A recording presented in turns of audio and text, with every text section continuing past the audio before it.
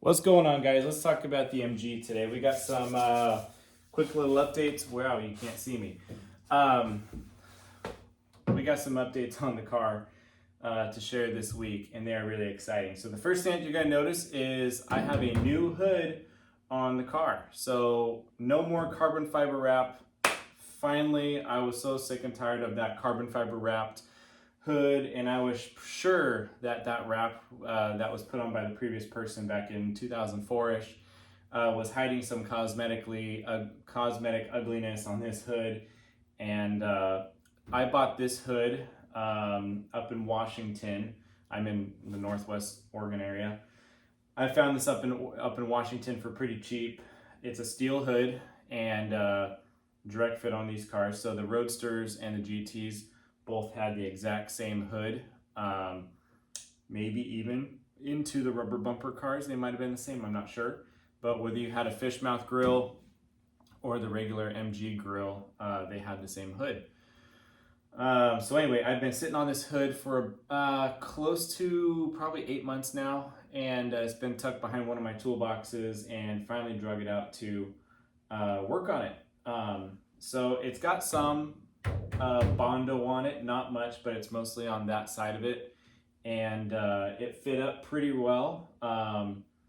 So this car, it has a little bit of damage on this fender and a little bit right here from a wrinkle. I talked to the owner of this car 2 owners ago, and he rotisseried the car and had it up and did a real awesome restoration on the body. And right after that was all done, he took it out for some drives every once in a while. And on one of those drives, he got bumped from the rear and was pushed into a low car trailer, an open top car trailer. So it, from basically this body line, it folded it underneath. And I think he said he replaced the steel bumper that I have. But anyway, it hurt this right here, and it folded the hood. He was able to get but it hit it, but it didn't like really hurt a lot on the car. I can't remember. I think he said he replaced the bumper, but I can't remember it. He might have been able to repair this bumper. The bumper looks great. So anyway, regardless, it was a light enough crash to where he was able to make the fender look pretty good, pull it back out, but the hood, because they're so thin, it was cooked. So he already had a spare hood laying around, and he threw that one on. It was good enough. It looked better than the folded up one he had. And that was one of the identifying keys of when him and I were talking for the first time, him kind of validating that this was his old car. He said, when you pop the hood, is underneath the hood bright orange? And I said, yes. And he was like, okay, that's one sign. And then I showed him a couple pictures of this. And he was like, oh, yep, sure enough, that was my old car. So those were some of the things that we used to kind of verify. It was really fun to talk to him, and he was very friendly. So anyway, I found this hood. I've been itching to put it on, and I finally put it on. If you guys have been following along, you'll know that some of the history on this car used to be that yellowish British color that they had originally. And this car was spray painted black with rattle cans of paint back in 2004 or so, and they actually did a pretty decent job. But spray can quality over 20 years, it doesn't hold up that great. It's not peeling or anything like that. It just hasn't held up in toughness to scratches and stuff like that. And also just being under a tarp for some of that time. So, or canvas, big canvas cover this car was under for a long time. So I spray painted the hood to match the rest of the car, and it came out pretty good. Really happy with how it came out, honestly.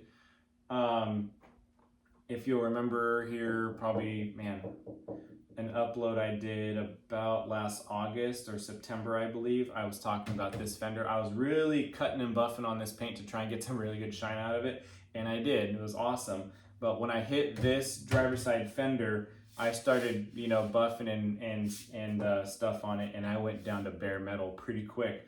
So I ended up respraying this whole fender, actually. So this fender looks a little better than the other one. So the hood matches this fender pretty well. The other one I just need to do some buffing on. So anyway, and then this front like cowl area, I really want to paint this next. It has a really nice line with this seal. So it'll be a nice easy tape off and spray, and then it'll be okay. So it's not a perfect paint job, but it's not on it, but the paint job's not on a perfect car. It is a very straight and very rust-free car, which is awesome, but there's some little things that if I do decide to put real money into painting this car, I need to have it, I need the body to be in good shape to do that. And that starts with replacing this fender and probably that fender. The mobile oil, mobile gas Pegasus decals that I have on here, that one is covering up a little bit of a blemish in that fender. So realistically, this car could use 2 good new fenders, but I haven't done a lot of searching, but some of the guys I've talked to, they said good luck finding some better than what I have currently. The GT fenders, there's some controversy on this, but the GT fenders are different than the Roadster fenders, and that is because of the body line. The windshield is different. The windshield actually overlaps onto the fender on the Roadsters. The GTs do not, and the body line is different. It has this like S-curve. It has this S-curve in the GTs that the Roadsters do not. So the windshield is like up here on the Roadsters, and it's a shorter windshield. So anyway, that's one difference. But like I said, you know, here's some of the imperfections I have in this fender right here, and you know, here. So that's kind of what's making me keep my eye open for a replacement fender. If I really strike out and I'm really anxious to do body work on this car, I will. I'll find someone that's good at body work and give me a hand fixing this up, and maybe that one. So I can probably get that one looking pretty good, but this one's going to be a little tougher, so I might pay a body guy to help me on this one down the road, but that's nowhere in the super near future, meaning like the next 2026 is not going to see any work like that probably, unless I find a replacement fender pair that I'm really happy with. And I'm not really willing to go buy like a complete parts car. I don't need that. I don't have space for it. So it'll have to be a part out type position for me to find a couple fenders I like, or at least one, and then, you know, make progress that way. So anyway, that's awesome. I do need to do the body gaps of this hood look pretty good. This back corner here on the driver's side is a little bit high. I think this bracket that the hood hinges on got tweaked back a little bit and maybe up when that collision happened. So I have a little bit of a high point here on this hood. I need to work that down somehow, and then the hood will work awesome. And I do need to work on a little bit of alignment on the I don't know what you call it, the striker or whatever for the hood. Because when I go to pop the hood, it doesn't pop up. This is kind of a little bit of a back and forth thing I have to do to get the hood open right now. Oh, it's actually getting better. It's self-healing. Oh, it's popped. What am I doing? So anyway, it's but the hood's doing good. I really like it. I'm glad it's on this car, and I even sprayed the underneath side of it, so it's all looking good. That's the update on the hood. That's going really awesome. Really happy about that. That's good stuff. And then the other thing I wanted to talk about really quick that I might like your guys' help on here is, if you don't know, this car originally would have had 2 carburetors on it, and it has been since converted to a single Weber brand. If you guys want to know technicals, this is a DGV 3236 carburetor. It is a manual choke, and what I want to talk about specifically on it is back here on this side of the carb, right there. That is my idle mixture screw. Right before I started recording, I tried to find my replacement one that I got, but I think it's in my box of parts for this car. But anyway, I got a replacement for this one. because this one, when I was looking at it, at the very end of it, it kind of comes to like a shallow 45-degree point basically, and that's what plunges in and out of your, of where it's supposed to seat to allow more air or more fuel in. And it looks like someone literally was trying to make the car more rich than what that would allow them to do with its own settings. So they were actually grinding away that taper back to, they were thinking that was going to give it more fuel. I think that's my theory of looking at it and inspecting it. It's just hand ground, which is really strange. So you can see some of the factory surface there still, but it definitely has like a rib around it that's someone ground. When I swap it out, I will show you guys in the next video.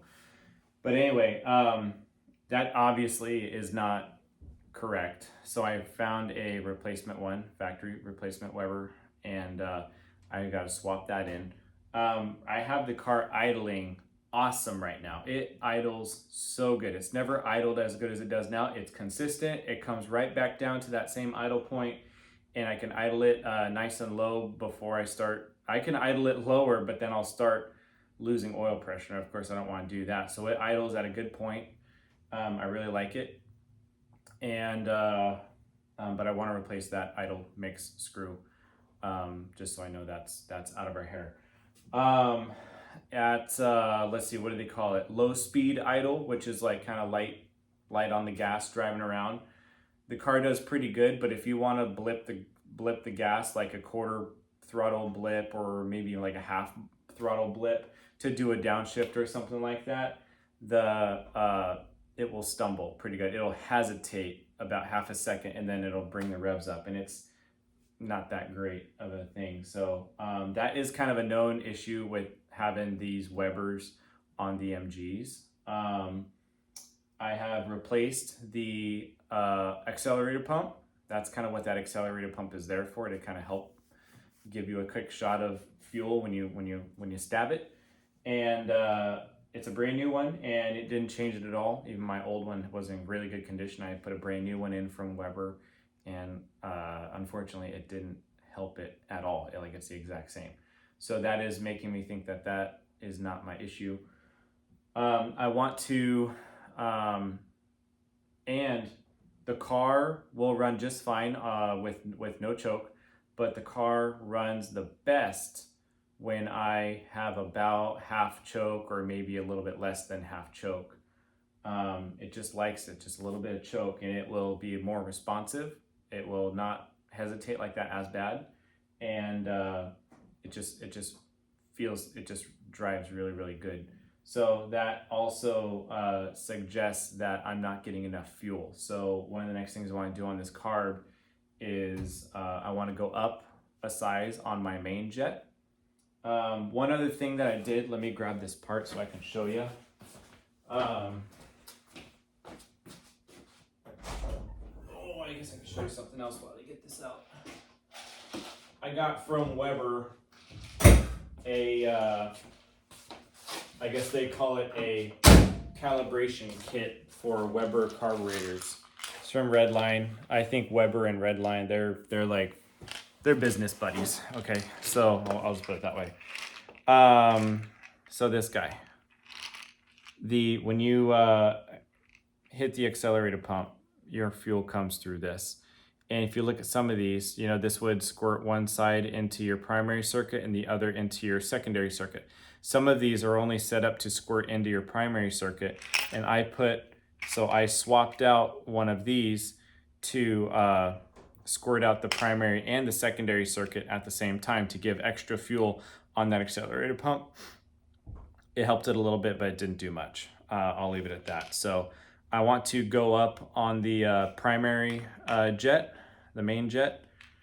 There are a lot of jets on these cars, or on these Webers. So, I mean, you have primary idle, you have air corrector, secondary idle, a main jet, single pump jet, double pump jet. It's just, there's a lot going on in these carburetors, but you take your time and you figure it out, and you'll get to where you need to be, and that's where I feel that we are progressing towards. So Anyway, I just think my carburetor fine tuning, I'm gonna call it. They're not problems. The car is drivable, just the way it is, and it's fine. But I just want to fine tune it to the best I can have it be, and see if I can weed out this this stumble on stabbing the throttle for a downshift or something like that. It's just a big hesitation. It's kind of annoying. So anyway, we're gonna throw some more fuel at it, and I might need to lean out my mixture screw, which is why I waited to get that in, so I can get that all set and good to go. Actually, I think it's a totally different circuit, so that may not affect it. So anyway, when you get into carburetor stuff, adjustments, you got to adjust only a couple things, or maybe one thing at a time before you keep progressing. Because if you change too many things at one time, you're not going to really, you're going to have to start over with, trying to figure it all out again and tune it up. So you kind of got to take your time, do one thing at a time, change one thing at a time, and then see what that result is. It makes it a lot clearer on your result as you go. So anyway, that's really exciting stuff. We talked about the hood, the paint, the carburetor. The very last thing I want to talk about is the steering rack. I had kind of an odd thing start up on my steering. So when I'm going down the road and I'm turning from left to right about the center point, I get like a little bit of a tight spot there that it has to kind of break through almost, and then it's fine. But it was it's almost every time now when you pass that center point, it's kind of tight. So I do have replacement steering rod or steering rack boots. They kind of like slinky back and forth, and they're to keep the actual steering rack clean as it's going in and out. And mine are pretty shredded up on this car, so I've been keeping it clean and keeping it greased up and stuff, or oiled and greased up. And anyway, it's just kind of odd that it's kind of having this weird tight spot. So, and when I jack up the car and I feel the steering with no pressure, on the wheels when it's up in the air, you don't feel it at all. But once you put it on the ground, you do it, you can feel it. So something weird. It may not be the steering rack. Maybe one of my like spindles or something like feels really weird or tight. So I got to get in there. I got to grease everything up. It's about due for that anyway. I've driven about 4,000 miles since I greased up the front end on this. So maybe it's just time and just needs greased up. We'll start there.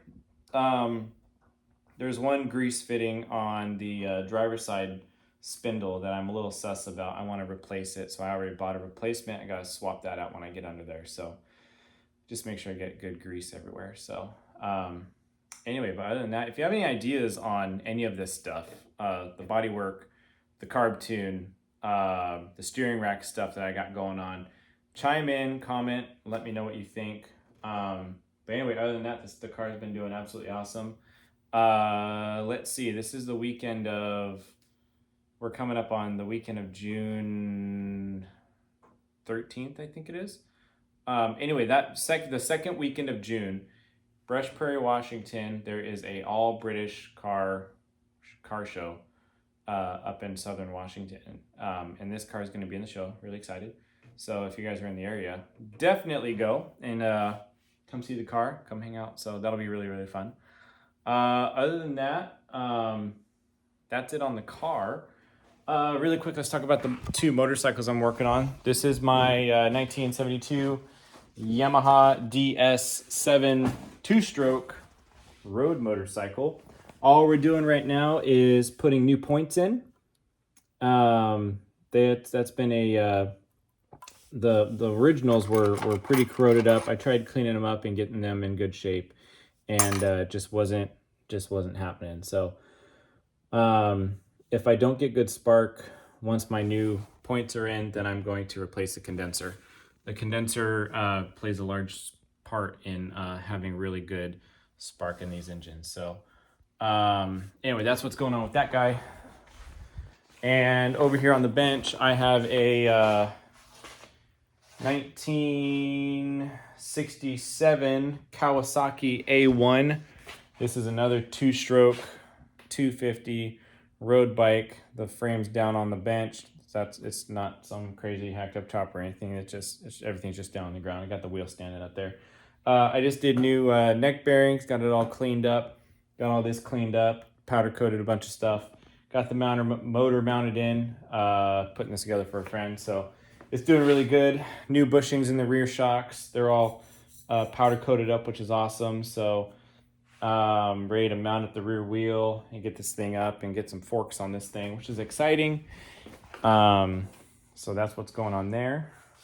And I guess really quick, we'll talk about the KTM. That is a 2001 KTM EXC R400. Really cool bike, very unique bike, very fast bike. That's something I restored over this last winter. It's good to go now, except for I have a little bit of a exhaust leak at the header. I was kind of hoping that wouldn't happen. It's kind of a pain to work on. And that exhaust system was in really, really rough shape. And so anyway, I just got to go in and reseal that up. It's not going to be too big of a deal. It's just like, anyway, it's fine. No big deal. Other than that, that's what we got going on. Mid-August, I have a motorcycle cars and coffee. This bike is going. The XR350 is going. And I think the CB160 down there is going. I got to pull that out and put the side covers on it and stuff. And I have new points for that we got to slap on. So lots of work to do. Just got to try and get this out of my way so I can get my other bikes up here and tinker on them and get them rocking and rolling, because summer is here, like it or not. And that's motorcycle season. So anyway, good stuff with the car, good stuff with the bikes. Thanks for watching. We'll see you next time.